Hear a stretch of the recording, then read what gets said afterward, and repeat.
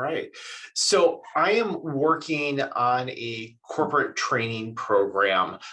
We have identified some business metrics around wanting people to take specific classes because they're going to end up improving their skills on the shop floor. And so we've identified specific things that we want them to learn and design some classes around that.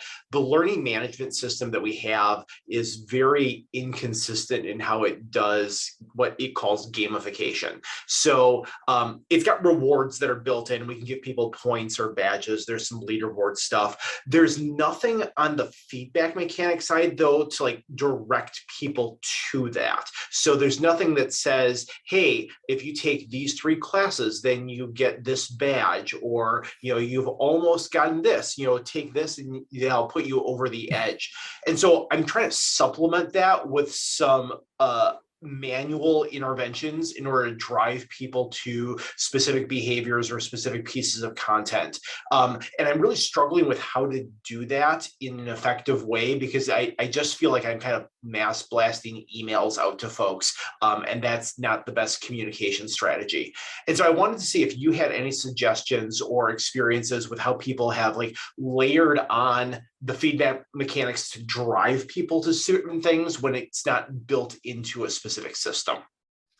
Yeah, so this is a question on feedback mechanic vehicles. And in the 5-step design process, strategy dashboard, first step, and we define the 5 things, right? And the third thing, desired actions. 4th thing is feedback mechanics, and that should become triggers. So, and in that feedback mechanics trigger section, the first thing we explore are the vehicles, feedback vehicles, which these are the places that you can influence people's behavior, right? So those are, like you mentioned, emails. So there's the, maybe talking live to people, or the company interface. Some companies have websites or mobile apps. And it's very important to know what these are, because without feedback vehicles, you can't change behavior. Like if you want to, let's say, improve, this example I use it, but if you want to improve like working conditions in a factory in Nigeria, depending on what feedback vehicles you have, obviously the design has to be different. Are you, and who you are, right? Are you the head of that factory? Are you Minister of Labor for the country? Are you just a American who has a good heart, right? Can you write letters? Is that your feedback mechanic? So without feedback mechanic vehicles, you can't really influence behavior.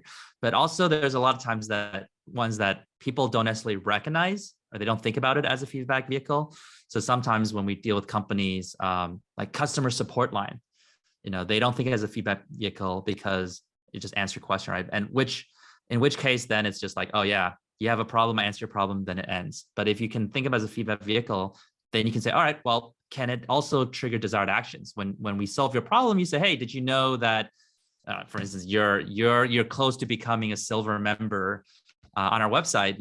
Have you thought about what activities you want to do to get yourself to silver, right? So suddenly you're triggering new desired actions through these 8-core drives just for your customer support line.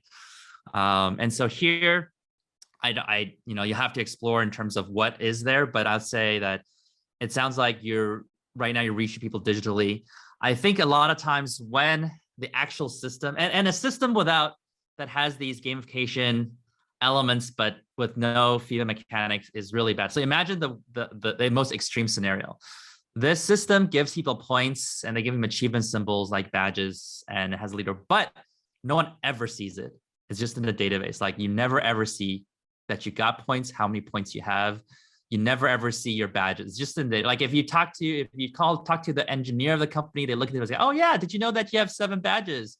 It's like, oh, okay, I didn't know that, right? That would be the worst case scenario, because all this stuff is there just to motivate behavior, right? Motivate people. So if people don't know it exists, they're not aware of it. There's no perception. It doesn't do anything. So these need to be there. Now the question is how often they are there. Where are they? Do they just trigger behaviors? Like I said, every feedback mechanic should be a trigger for desired actions. And so, for instance, hey, like I said, hey, you're so close to getting the next milestone, right? That little message is a feedback mechanic, but it's a trigger for new desired action. But if it's hey, you have paid this much money in the past 5 years, it probably isn't necessarily a desired action that it's triggering. Some people might say, oh, I paid so much money, I don't know if I should keep doing, like, what's the value, right? Or they might say, oh, this is irrelevant. Like I want to see something that I can actually act on. Obviously, if people want to find out, they should be able to like go into a section, but we don't have to be like, hey, trigger, trigger, trigger, keep looking at this. So when it comes to a platform that it sounds like it shows people their points match once they've achieved it, but there's nothing that says, hey, you're getting closer or you're midway through the activity. What some people do is they have spreadsheets.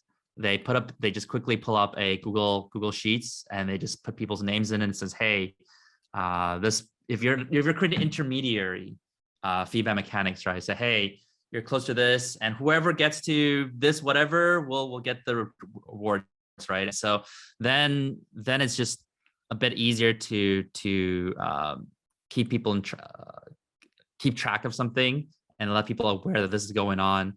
Now, of course, there still needs to, some people might just have it, depending on how well it's done. If people care about those rewards, care about that gamified system, which is not all available all the time, they will stay on the intermediate feedback mechanics, right? To see how close they are to get to the bigger rewards, right? The bigger feedback mechanics. But if it's not so exciting, there's not a lot of these 8 core drives in place, then you still need to send an email, regularly to say, hey, don't forget to check the spreadsheet and check this thing. And hey, this person is doing a great job. You can see getting here, getting there. But that's sometimes a bit better than having the whole message in the email versus, hey, go check this place that I've put together. And but you want to make sure that those core drives are also there in that email. So like I said, it's emails, you can only bring those 8 core drives through text, right? You want to still think about that. What's the desired action? What are the 8 core drives? Epic, meaning, and calling. Don't always forget. Don't forget the why they should do it. In terms of it helps their work, helps them become a more effective person, change their lives, whatnot. Curiosity, unpredictability, social influence. Like, hey, look, we have 29 people have updated their spreadsheet, or whatever, right? And so whatnot. So, but yeah, it's like I said. This is a hard problem. If you don't have good feedback mechanics, or feedback vehicles, you just can't do anything. Like I can't do anything to anyone if there's no way I can interface with them, right? There's no feedback vehicles. And I don't know, Colin, if you feel like besides email, are there other ones that you could use that could be there? Is there any exploration, or there's just none? Yeah, I mean, part of the challenge we have actually is that email is a really bad vehicle for us because we're dealing with a lot of shop floor associates who don't have computer access at work. And so what we're trying to figure out is how can we drive stuff to them. There's a couple of mechanics that we have around like posting things in break rooms, but there's not a whole ton of uptake on that stuff. Like it just ends up becoming background noise for folks, and we can try to pass messages on to their supervisors, but they've got a million other things that they're paying attention to. And so it's not an easy problem, I guess I'll say. Yeah. Sometimes, and it depends on how diverse the group you're trying to engage is. Sometimes people set up like 5-minute meetings like a week or a day, like just there's honestly, to solve problems like these, like stand-up meetings that people have at the beginning of the day, say, hey, right, what was done yesterday, what's done today, is there any problem? Okay, split, right? It's because they feel like just sending emails is not that effective. And so if you could get people to interface together, and this is how like brown bag lunches work too, right? If you say, hey, I made a PowerPoint, go read it, it really helps. This knowledge would be really helpful. Like it's very optional, so people don't do it, right? But say, hey, I've set up a brown bag lunch, like everyone gather, I'll spend 20 minutes talking about this topic. Then people listen and they can ask questions and they can create conversations. So I don't know how realistic it is to have little physical, and it doesn't have to be everyone together. It could be divided into small like groups, and even just being part of, if you maybe build in the gamifications, like, hey, if just being part of that 5-minute gathering, whether it's 3 people or 7 people or 10 people, would be rewarded or recognized or something. And of course, it's good. It would be very good if upper management I mean, if this is an internal company, but upper management actually recognizes this and puts value on it. It's like, oh yeah, we see the effort done in this system, and so even just some kind of recognition would make people like, wow, if I do this, if I show up to these 5-minute meetings, you know, my boss's boss would actually notice that I'm you know, be more reliable than the other teammates. So that's something potentially to think about. Yeah, for the notes in the break room, there are potential room, because usually for those is like it doesn't really matter. People don't really care. It's just small and it's optional and you don't even notice it.